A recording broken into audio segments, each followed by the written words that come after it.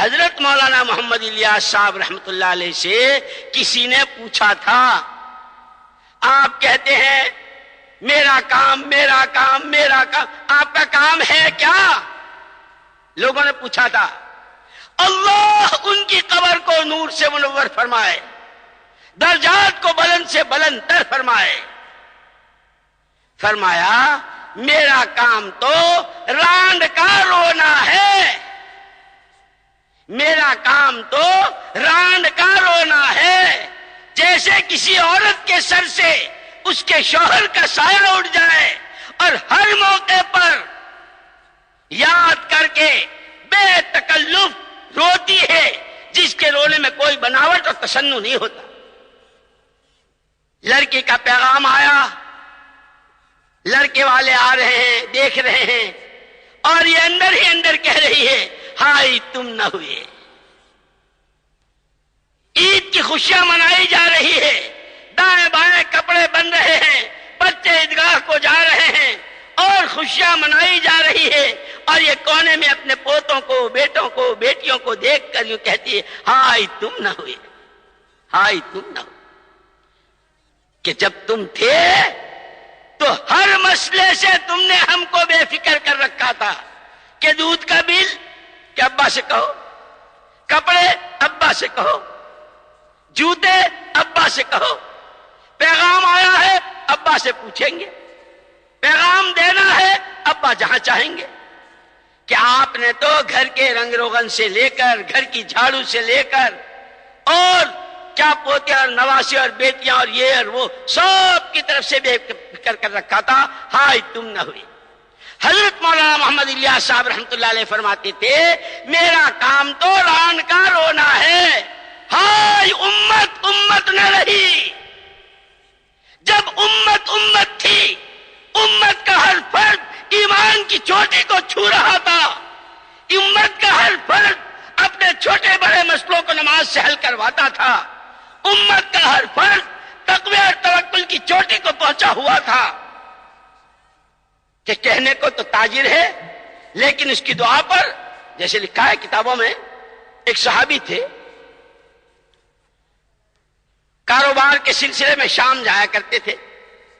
ایک تو فضائل کی کتابوں میں حضرت شیخ الحدیث صاحب نور اللہ مرقدہ نے وہ کفے کے قلی کا اور اس کا واقعہ لکھا ہے، یہ صحابی کا واقعہ ہے۔ جایا کرتے تھے، آیا کرتے، لیکن عادت ان کی یہ تھی کہ اکیلے جانا اکیلے آنا، کوئی پارٹنر نہیں تھا ان کا، نہ کوئی ان کے ساتھ۔ ایک دفعہ واپس آ رہے تھے، راستے میں لوگوں نے روک لیا، سامان بھی ہے، امانتیں بھی ہے، بہت ساری چیزیں ہیں، کہ ماریں گے بھی، جان بھی لیں گے، مال بھی لیں گے۔ ارے بھائی اگر تم مال کے دل دادے ہو، تم مال کے پجاری ہو، تم مال کے بھکاری ہو، لے لو مال، عزتوں پر، آبرو پر۔ وہ صحابی خوشامد کرتے رہے، بھائی ایسا نہ کرو۔ جب بہت منانے پر بھی نہ مانے کہ اچھا میں 2 رکعت پڑھ لوں، ہاں ہاں پڑھ لو۔ ارے بتیروں نے پڑھی، جیسے ہوتا ہے نا، لوگ کہتے ہیں اللہ ہدایت نصیب فرمائے، نماز کا مذاق، روزے کا مذاق ہے۔ کیوں؟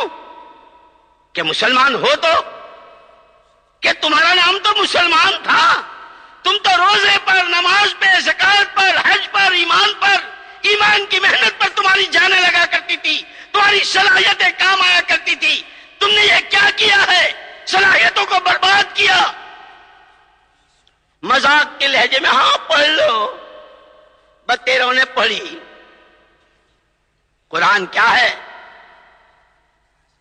وَمَنْ أَصْدَقُ مِنَ اللَّهِ حَدِيثًا، اللہ سے بڑھ کر سچی بات ہو کس کی سکتی ہے؟ اس نے یہ کہا ہے اَمَّن يُجِيبُ الْمُضْطَرَّ إِذَا دَعَاهُ، جب کسی بندے بندی کو اپنے پر 6 دروازے بند نظر آئیں، سوائے اللہ کے کوئی نظر نہ آتا ہو، ایک بے چینی، ایک بے قراری، ایک بے کلی کے ساتھ جب اللہ کو پکارتا ہے خدا اس کی پکار سنتے ہیں۔ ہم دعا مانگنا ہی نہیں جانتے، ہمیں اللہ سے کہنا ہی نہیں آتا۔ نماز پڑھی، نماز کے بعد دعا کے لیے ہاتھ اٹھائے، وہ پیچھے تقاضا۔ ان کی زبان پر چند کلمات جاری ہوئے، ان کلمات پر آسمانوں میں کھلبلی مچ گئی۔ بیچ میں ایک بات کہہ دوں، خدا کرے خدا کرے خدا کرے میرے بھی دل بھیتر اترے اور آپ کے بھی دل بھیتر اترے۔ نبی جی تو ہمیں دعا والا بنا کے گئے تھے، ہمیں وہ دعا کر کے گئے تھے، آسمان جھوم اٹھتے تھے، آسمانی نظاموں میں حرکت آیا کرتی تھی، ہم نے راستہ ہی چھوڑ دیا۔ جب ان کی زبان پر وہ کلمات جاری ہوئے ہیں، آسمانوں میں کھلبلی مچ گئی، زمین پر کوئی بڑا حادثہ، زمین پر کوئی بڑا واقعہ پیش آنے والا ہے۔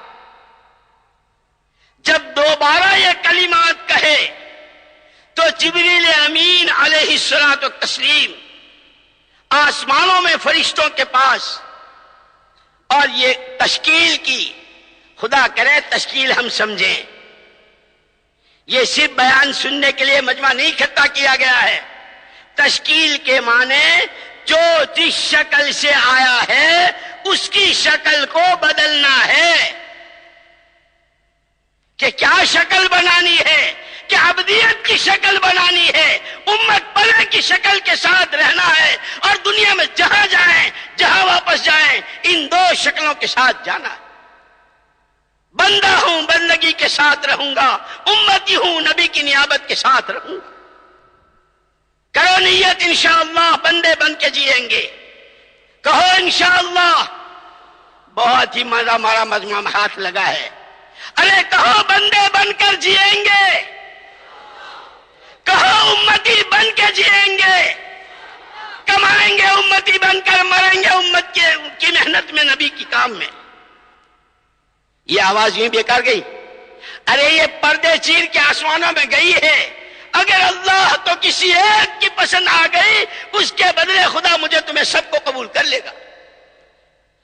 جبریل امین تشکیل کر رہے ہیں اور یوں فرما رہے ہیں، من لہذا المکروب، اس بیچارے، اس بے قرار، اس پریشان حال، اس دل دکھے کی مدد کے لیے تم میں سے کون تیار ہے؟ یہ جماعتیں یوں بن رہی، وہ علاقے جو اللہ کے نام کو ترس رہے ہیں، وہ زمینیں، وہ فضائیں، وہ بنجر علاقے، وہ صوبے، وہ ملک، وہ دنیا کے بر اعظم، کہ من لہذا المکروب، کون ہے جو انسانوں کو اللہ کا تعارف کرائے، آخرت سمجھائے، نبی کی راہ بتائے، ہاتھ پکڑ کر اس پر چلائے۔ ہماری یہ دعوت اس کی ہے، ہماری یہ دعوت اس کی ہے۔ چنانچہ حضرت جبرائیل علیہ السلام تشکیل کر رہے ہیں، صحابی کی زبان پر جب یہ کلمات تیسری مرتبہ جاری ہوئے تو ایک فرشتہ نقد اسی وقت اتر آیا، ان صحابے سے یوں کہا، وہ تمہارا دشمن ہے، جاؤ قتل کر دو۔ وحرے صحابہ واہ، اللہ پوری امت کی طرف سے اپنی شان جزائے خیر دے۔ جان پہ آ رہی ہے، صحابی کی جان پہ آ رہی ہے، لیکن کسی کی جان لے لوں کہ یہ میرے نبی نے مجھ کو نہیں سکھایا۔ فرشتے سے یوں کہا، میں نے کسی کو قتل کیا، نہ میں کسی کو قتل کروں گا۔ تم نہیں کرتے، آسمانوں والے نے بھیجا ہے، باقاعدہ تشکیل ہوئی ہے، جا میں یہ کام کرتا ہوں۔ فرشتے نے اس کو قتل کر دیا۔ یہ جب جانے لگا تو ان صحابی نے کہا، بھائی اتنا بتاتے جاؤ تم کون ہو، کہاں سے آئے تھے۔ وہ سارا واقعہ سنا دیا، تمہاری پہلی دفعہ کی دعا میں، دوسری دفعہ میں یہ ہوا، تیسری دفعہ میں یہ ہوا، میں